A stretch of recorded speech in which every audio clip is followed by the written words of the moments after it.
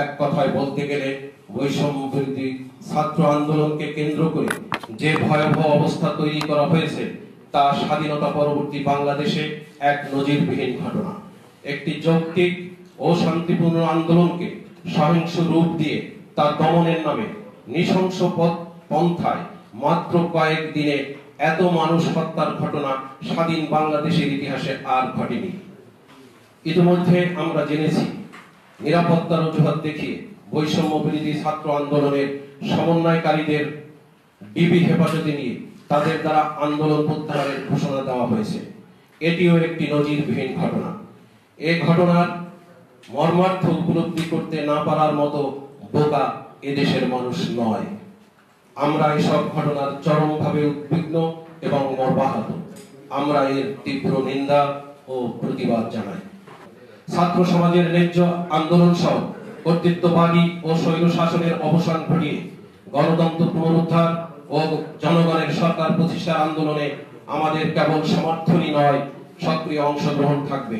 আমরা শান্তিপূর্ণ আন্দোলনে বিশ্বাসী।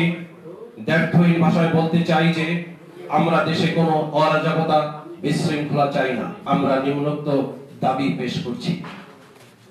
১. গত 15 জুলাই ঢাকা বিশ্ববিদ্যালয় ক্যাম্পাসে সাধারণ ছাত্রছাত্রীদের উপর ছাত্র নামধারী ও বহিরাগত সন্ত্রাসীদের হামলা এবং পরবর্তীতে ক্যাম্পাসে সংঘটিত সকল ঘটনার নিরপেক্ষ তদন্ত সাপেক্ষে দোষীদের চিহ্নিত করে তাদের বিরুদ্ধে যথাযথ শাস্তিমূলক ব্যবস্থা নিশ্চিত করা। ২.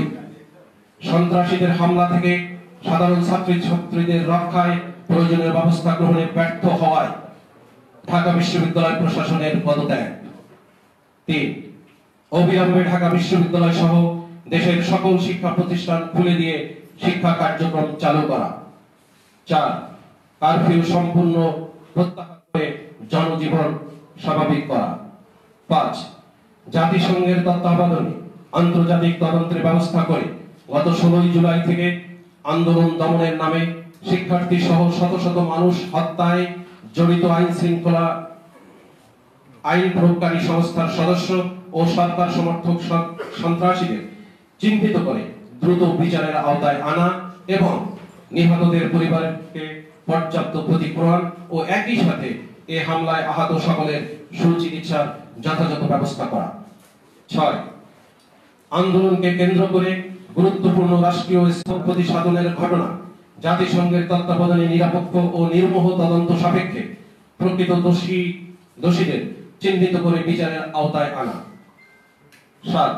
বৈষম্য বিরোধী ছাত্র আন্দোলনের সমন্বয়কারীদের ডিবি হেফাজত থেকে পরিবারের কাছে হস্তান্তর ও গ্রেপ্তারকৃত সকল শিক্ষার্থীর অবিলম্বে মুক্তি প্রদান। ৮. শিক্ষার্থীদের বিরুদ্ধে দায়েরকৃত সকল মামলা প্রত্যাহার ও তাদেরকে গ্রেপ্তার ও হয়রানি না করা। ৯. বৈষম্য বিরোধী ছাত্র আন্দোলনের সর্বশেষ ৮ দফা দ্রুত বাস্তবায়ন করে সংকট সমাধান করা। ১০. তদন্ত ছাড়াই ঘটনার সাথে জড়িত থাকার অভিযোগে পেশাজীবী সহ বিরোধী রাজনৈতিক দলের নেতা কর্মী সমর্থকদের গণগ্রেপ্তার ও রিমান্ডে নিয়ে বর্বরোচিত নির্যাতন বন্ধ করা এবং গ্রেপ্তারকৃতদের অবিলম্বে মুক্তি প্রদান করা। ১১.